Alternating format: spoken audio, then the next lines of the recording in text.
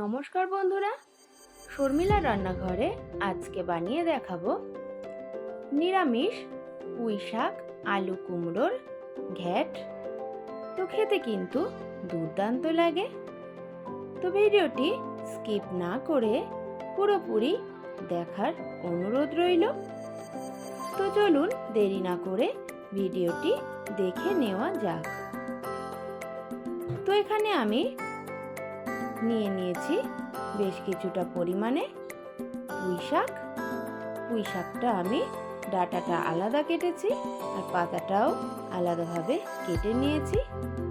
এখানে আমি ফোড়নের জন্য হাফ চামচ পাঁচফোড়ন আর একটা শুকনো লঙ্কা নিয়ে নিয়েছি ডালের বড়ি। এখানে নিয়ে নিয়েছি একটা বড় সাইজের আলু আমি টুকরো টুকরো করে কেটে নিয়েছি।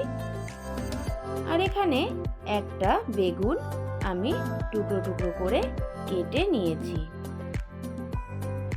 এখানে একটু কুমড়ো আমি টুকরো টুকরো করে কেটে নিয়েছি। তো এখন একটা গ্যাসে আমি একটা কড়াই বসিয়ে দিয়েছি। কড়াইটা গরম হয়ে গেছে। এখন দিয়ে দিচ্ছি পরিমাণ মতন সর্ষের তেল। সর্ষের তেলটা গরম হয়ে গেলে পরে আমি এখানে যে বড়িটা ছিল সেই বড়িটা দিয়ে দিয়েছি। এখন নেড়ে চেড়ে আমি বড়িটাকে লাল লাল করে ভেজে নেব। তো বন্ধুরা, আমার কিন্তু বড়িটা লাল লাল করে ভাজা হয়ে গেছে। এখন আমি বড়িটাকে একটা পাত্রে তুলে নেব।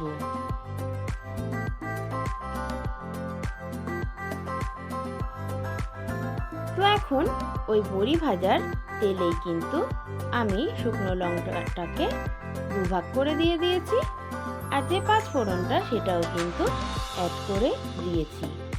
এখন খুন্তি দিয়ে নেড়ে চেড়ে নিচ্ছি। দিয়ে দিচ্ছি যে আলুটা আমি টুকরো টুকরো করে কেটে রেখেছিলাম সেই আলুটা এখানে দিয়ে দিলাম। আর যে কুমড়োটা কেটে রেখেছিলাম সেটাও এখানে অ্যাড করে দিলাম। একটু নেড়ে চেড়ে ভেজে নিয়ে আমি কিন্তু বেগুনটাকেও অ্যাড করে দেব। বেগুনটা অ্যাড করে আমি কিন্তু সমস্ত উপকরণ একটু ভেজে নেব।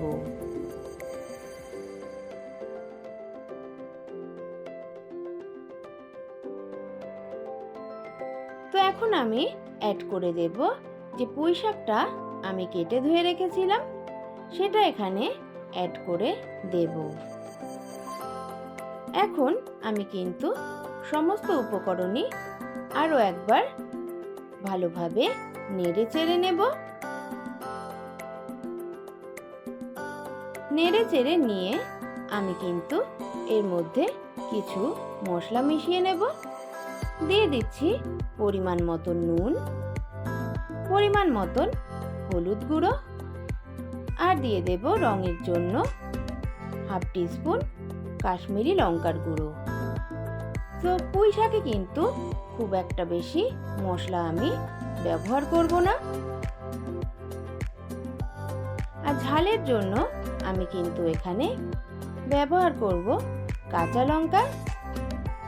তো তার জন্য আমি দুটো চেরা কাঁচা পাকা লঙ্কা নিয়েছি। আপনারা ঝালটা আপনাদের স্বাদ অনুযায়ী নিয়ে নেবেন। তো এখন সমস্ত উপকরণ আমি আবারও একটু ভেজে নিয়ে আমি দিয়ে দিচ্ছি পরিমাণ মতন জল দিয়ে আমি একটা ঢাকনা দিয়ে ঢেকে 10 মিনিট রান্না করে নেব। তো আমার 10 মিনিট হয়ে গেছে। আমি কিন্তু আরও একটু জল এখানে ব্যবহার করেছিলাম। একটু নেড়ে চেড়ে নিয়ে আমি কিন্তু এখানে অ্যাড করে দেব যে বড়িটা আমি ভেজে রেখেছিলাম সেই বড়িটা এখানে অ্যাড করে দেব। তো একটু নেড়ে চেড়ে নিয়ে আমি কিন্তু আবারও ঢাকা দিয়ে রান্না করে নেব আরও 10 থেকে 15 মিনিট। তো আমার 10 থেকে 15 মিনিট রান্না কিন্তু হয়ে গেছে।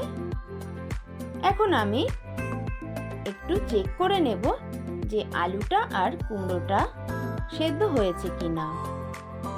তো আমার আলু কুমড়ো কিন্তু সেদ্ধ হয়ে গেছে। এখন এরকম একটা হাতার সাহায্যে আমি কিন্তু কিছু আলু আর কুমড়ো আর বেগুন একটু ভেঙে ভেঙে দেব, যাতে গ্রেভিটা একটু ঘন হয়ে আসে আর পুঁইশাকটা একটু মাখো মাখো হয়ে যায়।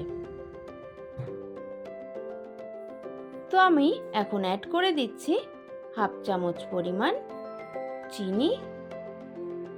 এখন চিনি দিয়ে একটু নেড়ে চেড়ে নিলেই কিন্তু তৈরি হয়ে যাবে পুঁইশাক আলু কুমড়োর ঘ্যাট। তো এখন আমি নামিয়ে পরিবেশন করে নেব। তো বন্ধুরা, তৈরি হয়ে গেল আমার দারুণ স্বাদের নিরামিষ পুঁইশাক আলু কুমড়োর ঘ্যাট। তো আমার রেসিপিটা যদি ভালো লেগে থাকে অবশ্যই একটা লাইক কমেন্ট করে দেবেন। আর যারা নতুন বন্ধু আছেন তারা সাবস্ক্রাইব করে পাশে থাকবেন। আজ এই পর্যন্তই, দেখা হবে নেক্সট ভিডিওয়ে।